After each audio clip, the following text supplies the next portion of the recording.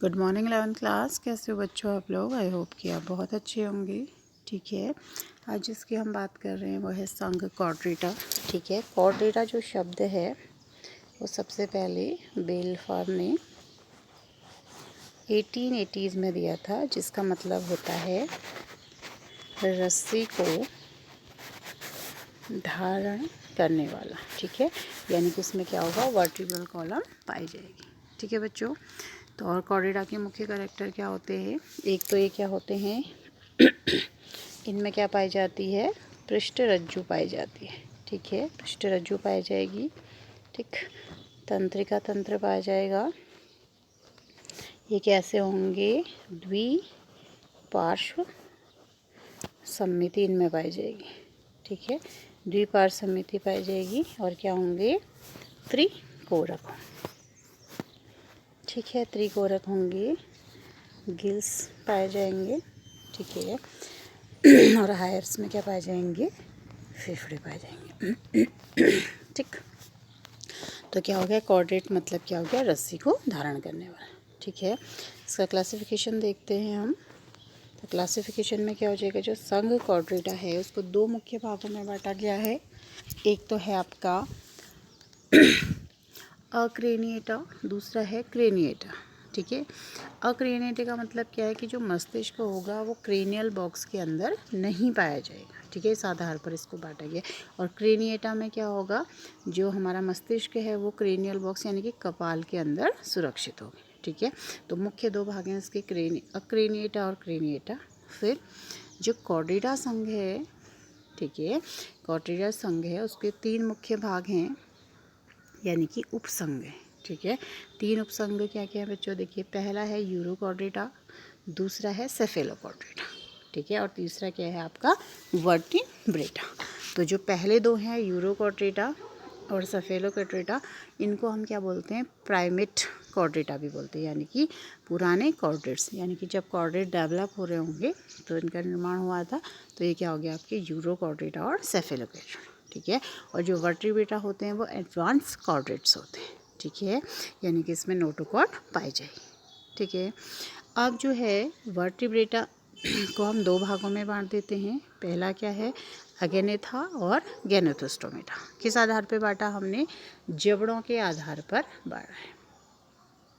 ठीक है, जबड़ों के और उपांगों के आधार पर इनको बांटा है। तो जिसमें जबड़े पाए जाएंगे वो क्या होगा, गैनेथोस्टोमेटा, और जिसमें जबड़े नहीं पाए जाएंगे वो क्या होगा, एगेनेथा। ठीक है, तो एगेनेथा का फिर क्या है, एक और वर्ग है, इसको बोलते हैं साइक्लोस्टोमेटा। ठीक है, साइक्लोस्टोमेटा। और गैनेथोस्टोमेटा जिसमें जबड़े पाए जाते हैं उसके फर्दर सुपर वर्ग हैं। ठीक है, यानी कि एक है आपका पीसिस, दूसरा है टेट्रापोडा। ठीक है, इनको कैसे बांटते हैं देखिएगा, जो गैनेथोस्टोमेटा है उसका जो बांटने का आधार है वो क्या है, इसके गमन अंग हैं। ठीक है, और क्या है, उत्सर्जन कैसे होगा, इसमें श्वसन कैसे होगा, हृदय कैसे काम करेगा, तो इन सब को देखते हुए इनको बांटा जाता है। ठीक है, तो दो भागों में बांटा है हमने गैनेथोस्टोमेटा को, एक तो पीसिस है, दूसरा क्या है, टेट्रापोडा है। ठीक है, टेट्रापोडा मतलब चार, यानी कि जिस भी एनिमल्स के चार हाथ पाँव होंगे वो टेट्रापोडा में आएंगे।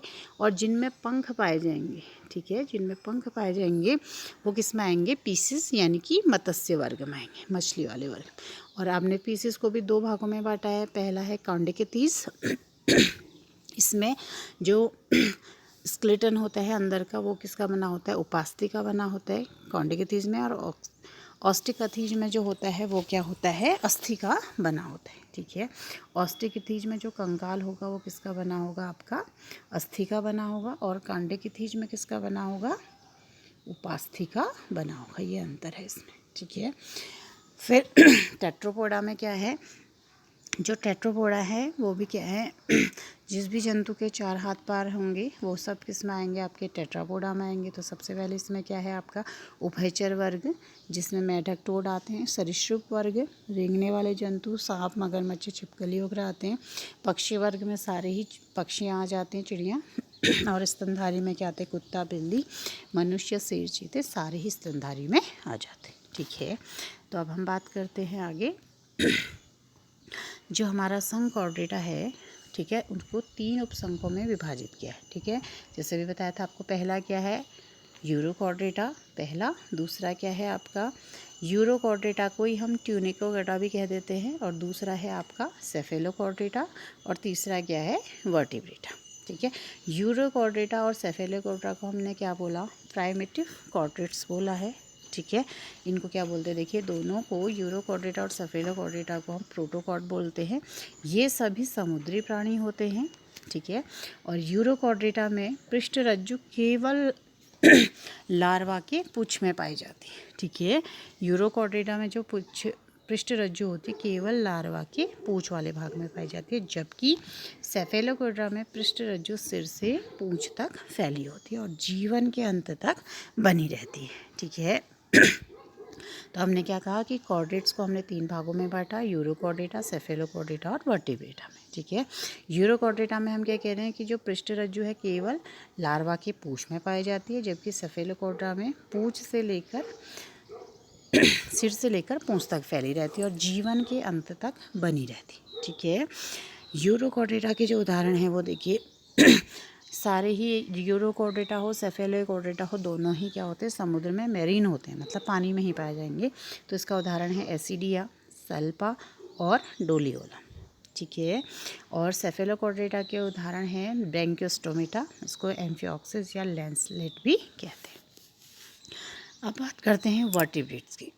ठीक है, तो जो वर्टिब्रेटा है उसको कशेरुकी भी कहते हैं। ठीक है, तो कशेरुकी संघ के प्राणियों में पृष्ठरज्जु, ठीक है, जो हमारा कॉर्डेटा है उसमें बोल रहा है कि जो पृष्ठरज्जु है यानी कि वर्टिब्रल कॉलम है भ्रूणीय अवस्था में पाई जाती है, और वयस्क अवस्था में पृष्ठरज्जु किसमें बदल जाती है, अस्थि या उपास्थि की मेरुदंड में क्या हो जाती है, परिवर्तित हो जाती है। ठीक है, कशेरुकियों को हम क्या कहते हैं, रज्जुकी भी कह सकते हैं।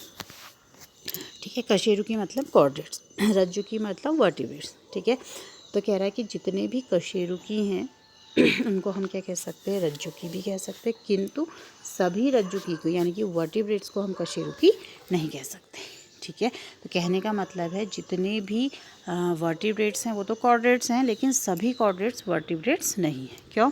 क्योंकि सेफेलोकॉर्डेटा और यूरोकॉर्डेटा क्या है, वर्टिब्रेट्स नहीं है। ठीक है, समझ गए।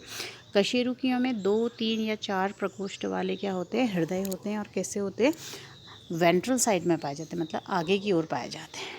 ठीक है, पीठ में नहीं पाए जाते हैं, आगे की ओर जैसे हम में पाए जाते हैं। ठीक है, वृक्क उत्सर्जन तथा जल संतुलन का कार्य करते हैं। ठीक है, जो किडनीज होती है वो उत्सर्जन का और संतुलन का कार्य करते हैं, तथा पंख,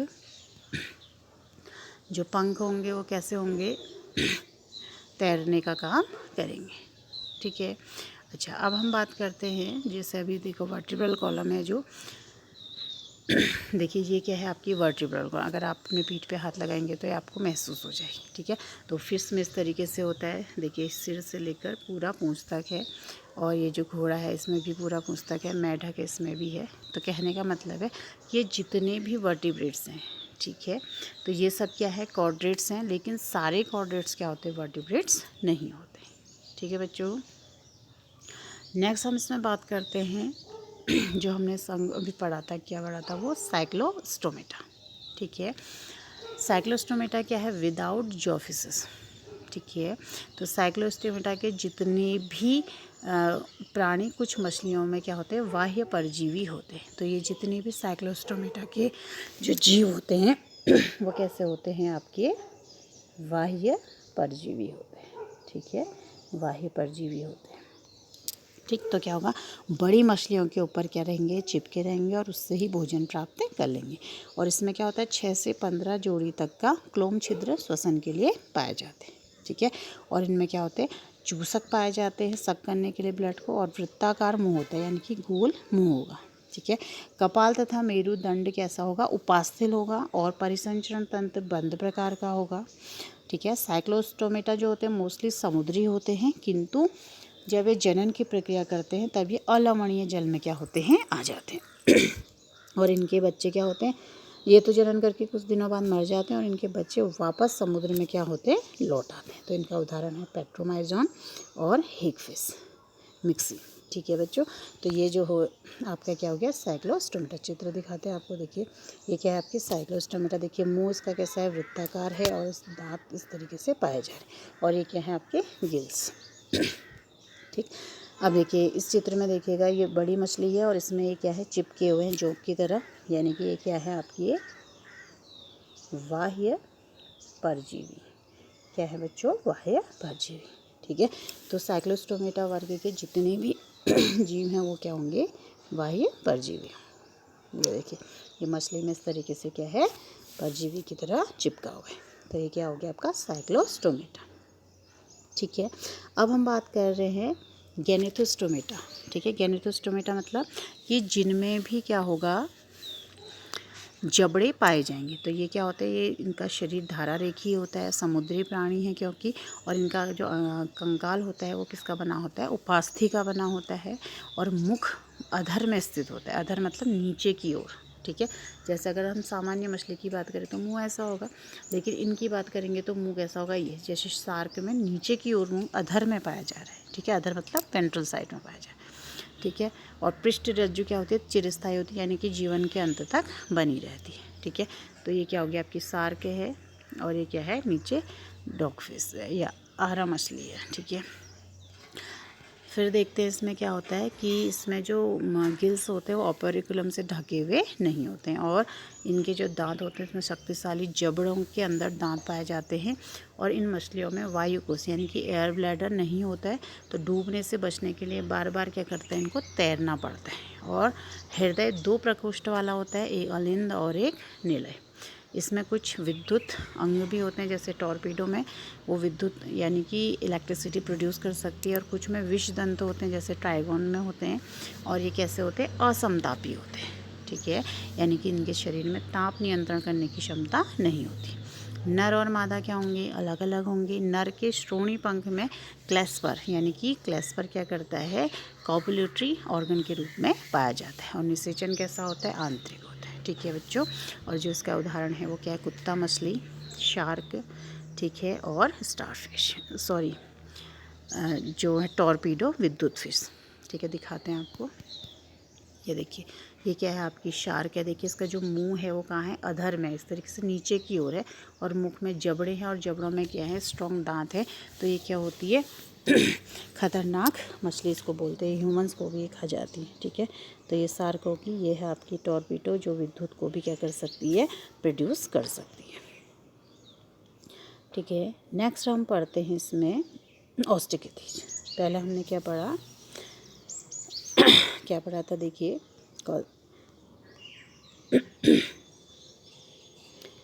कैंडिकिथीज। ठीक है, वर्ग क्या पढ़ा था, कैंडिकिथीज, यानी कि इसमें क्या होगा, जो कंकाल होगा वो उपास्थि का बना होगा। अब हम क्या पढ़ रहे हैं, ऑस्टिकिथीज पढ़ रहे हैं। ठीक है, ऑस्टिकिथीज में क्या होगा, जो कंकाल पाया जाएगा वो कैसा होगा बच्चों, अस्थि का बना होगा। ठीक है, तो इस वर्ग की मछलियाँ क्या होती है, लवणीय और अलवणीय दोनों प्रकार की होती हैं।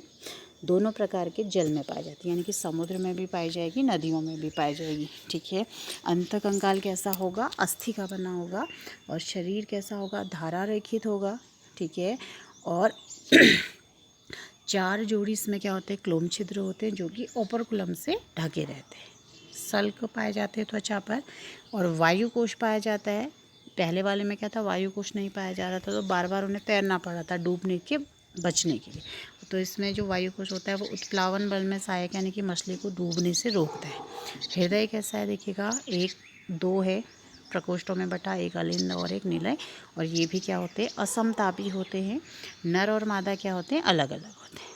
ठीक है, और निषेचन कैसा होता है, बाह्य होता है, और ये अंडे देने वाले जीव होते हैं, और परिवर्धन इसमें प्रत्यक्ष होता है। ठीक है, उदाहरण में इसमें क्या आ गया, आपकी जितनी भी मछलियाँ होती हैं जिनका कंकाल अस्थि का बना होता है, जैसे हिप्पोकैम्पस हो गया, रोहू है, कातला है, तो जितनी भी मछलियाँ होंगी सभी इसमें आ जाएंगी। जैसे ये देखिए, तो इसमें क्या होगा, जो वर्टिब्रल कॉलम होगा वो किसका बना होगा, आपका अस्थि का। स्केलेटन किसका बना होगा, इसका अस्थि का बना होगा। और क्या पाया जाएगा इसमें, आपका वायु कोश पाया जाएगा, जो कि उत्प्लावन बल से इनको डूबने से बचाएगा। ठीक है बच्चों, फिर से देख लेते हैं एक बार वर्गीकरण। तो हमने क्या बात करी कि जो संघ कॉर्डेटा है, ठीक है। उसके 3 मुख्य उपसंग हैं, क्या क्या हैं वो, यूरोकॉर्डेटा, सेफेलोकॉर्डेटा, ठीक है। इनको क्या बोलते हैं, प्राइमेटिव प्रोटोकॉर्ड भी बोलते हैं। और जो वर्टिब्रेटा होते हैं वो क्या होते हैं, एडवांस कॉर्डेट होते हैं, ठीक है।